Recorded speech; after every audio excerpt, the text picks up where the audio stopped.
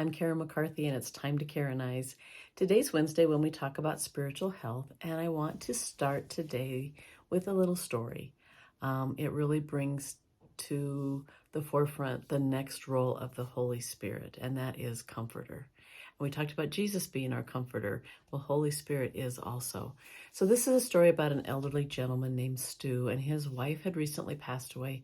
He was struggling. I mean, they've been married for most of their adult lives, and he just didn't know how to go on without her.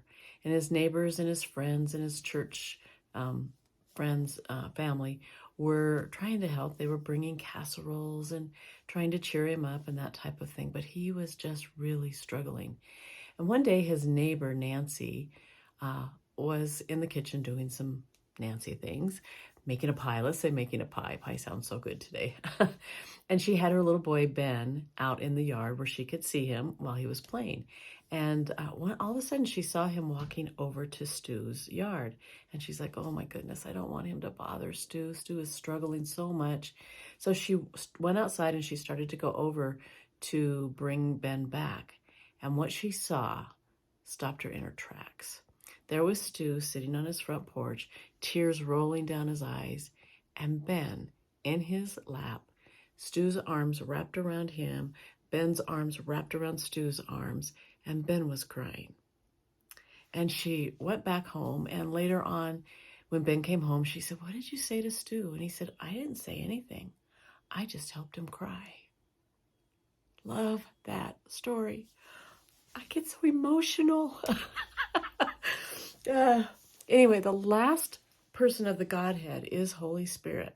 And when Jesus was completing his earthly ministry, he assured his followers in John 14:16 that there was a comforter that was going to come and live with us and be with us forever. Now, in that verse, and in most of the verses, or all that I've found, talking about the Holy Spirit, the original language is parakletos. And that means, I mean, we always get that as comforter in the verses, but when I looked it up, the first meanings for that word are intercessor, like defense counsel. And then later, it talks about someone who encourages, strengthens, and consoles. So that gives us an even broader picture of that comfort. He is there fighting for us. He is our intercessor, and he is giving us comfort and strength. So this has come to my life so many times where I feel that comfort from the Holy Spirit. And it usually comes in a couple of ways. The first has been when he speaks directly to me. You're praying and you get that peaceful feeling that comes over you. And all of a sudden, you have the strength to go on. The situation hasn't changed, but you feel stronger and you feel uplifted. Well, that's Holy Spirit. And I so cherish those moments when that inexplicable, can't even say the word, peace overtakes me. Now, sometimes it comes easily and sometimes after a long struggle. But I believe in those times when it's a struggle that God is trying to teach me something. A lot of times it's to give him control instead of trying to keep it myself. I think, a control freak of some sorts. And he has had to teach me time and time again what it means to really give it to him. I may think I am, but I'm still holding on. So when that peace comes during those times, it's even more impacting. Other times, the comforter comes to us through other people, words or actions of a friend, or sometimes not even a friend. Sometimes for me, it's something that I read online that just hits me, or something that I hear, or words to a song.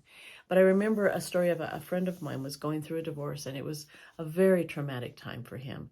And he would be, just in his home, devastated, not even really keeping it together.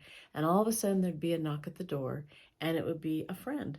And they would say, I'm not sure why I'm here, but I just feel like I'm supposed to be here. And they would comfort him. And that was God prompting them to go, even though they didn't know why. And thank God they listened, because it helped him through that time. So the comforter speaks to us through others and through other things in amazing ways.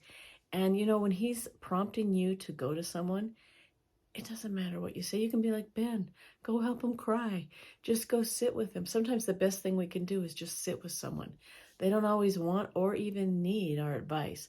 Sometimes our advice is well-intentioned, but not what they need at that moment, and it actually has a negative effect.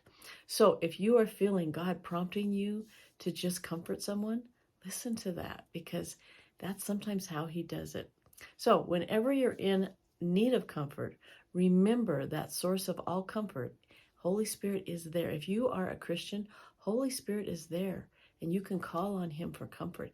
If you're not a Christian, oh my goodness, check into it, because it is the most phenomenal thing you can do in your life. And I could go into a lot of things there, but I'll just stop and say, check into it. Don't dismiss it. Check into it, because it is amazing. Does it make our life perfect? No. But in that imperfection and in the difficult times, we have something that holds us up. This is the word help in sign language. And I see that as God, Jesus, Holy Spirit holding me up in those hard times. So have a great one, and we will talk to you next time.